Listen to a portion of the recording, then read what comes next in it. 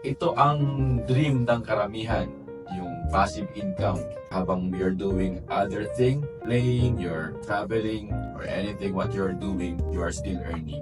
Paano nga ba mangyayari yun? Pero bago tayo mapunta dyan, of course, pinaka-importante, save muna. Because kailangan mo na maging secure ka, maging okay. Meron ka munang savings para for emergency purpose or anything na mangyari. Yun na muna ang gamitin natin.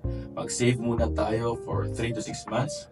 And then after that, that's time na kailangan mo na mag-invest. Sabi nga, the rule in investing, invest only in what you can afford to lose. The good thing of investing, dyan ay mag-grow ang pera mo.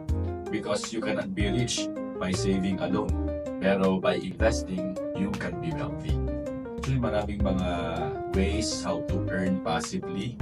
Money works for you. Isa na dito yung pinaka-basic ay life insurance. Because basic of life insurance, you put your money, it also serves as a forced savings. At the same time, your money grows. And you are protected as well. You can have a business, pero sa simula, syempre ikaw muna gagawa lahat yan. Pag lumaki na, will generate income passively, so money works for you na. And investment, yan, maraming mga platforms ng investment. So, nandyan ang investing in stocks, in bonds, investing in life insurance, investing in real estate, magkuha ka ng apartment, or investment in mga REITs din, real estate, mga investment trust, and mga blue chips companies, yan, also sa mga IPO, yung mga government securities. So many more to mention.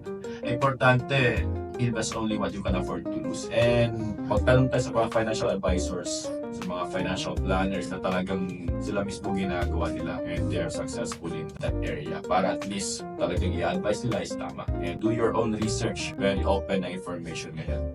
Okay? So I think that's it. God bless everyone. Be great. Bye-bye.